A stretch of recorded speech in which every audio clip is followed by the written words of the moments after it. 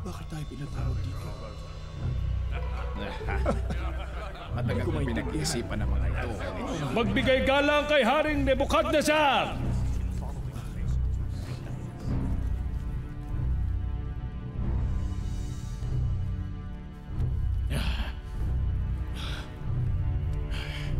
Nagkaroon ako ng panaginip na bumabagabag sa akin.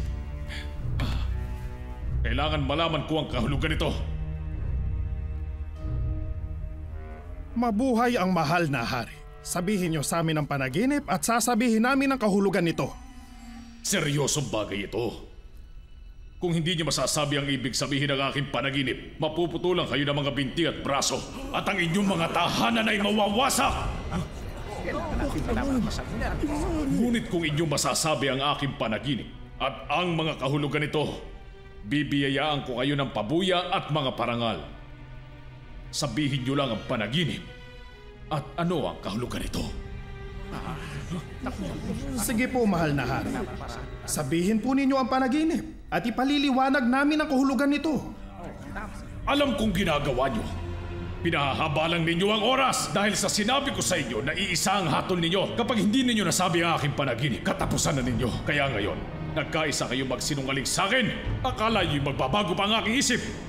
Sabihin ninyo ang aking panaginip at saka ako maniniwalang maipapaliwanag na ninyo yun.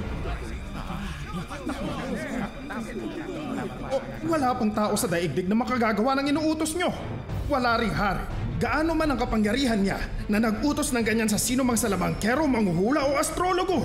Napakahirap gawin ang inuutos nyo. Mga Diyos lamang ang makakagawa niyan at hindi sila namumuhay na kasama ang tao. Yan ba ang sagot ninyong lahat?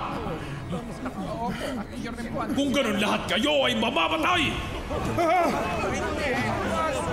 Ngunit kamahal, narinig mo ang utos ko. Ang lahat ng pantas, manghuhula at astrologo dito sa palasyo, patayin silang lahat! Narinig mo ang utos ko. Ang lahat ng pantas, manghuhula at astrologo dito sa palasyo, patayin silang lahat! Sandali! Hindi nakasama sa puling si Daniel at ang mga kasama niya. Pero utos ng hari, lahat ng patas papaslangin. Di man masabihan sila. Narinig niyo ang utos ng hari!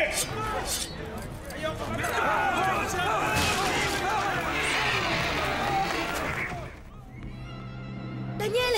Kailangan niyo umalis ng palasyo! Inuutos ng hari na paslangin lahat ng mga pantas. Huwag ka matakot, Joy.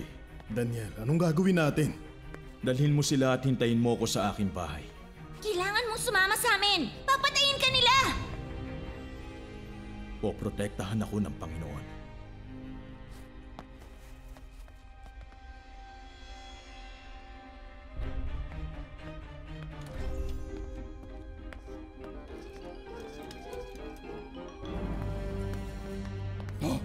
Daniel! Bakit ipinag-utos ni Nebukadnezar na paslangin ang mga pantas niya? Kung alam mo ang dapat kong gawin, Daniel, bakit hindi ka natatakot? Bakit masyadong biglaan ang utos na ito ng hari? Desperado ang hari na malaman ang kahulugan ng kanyang panaginip. Pero ayaw niyang ipaalam kung ano ito. Ako ang kakausap sa hari.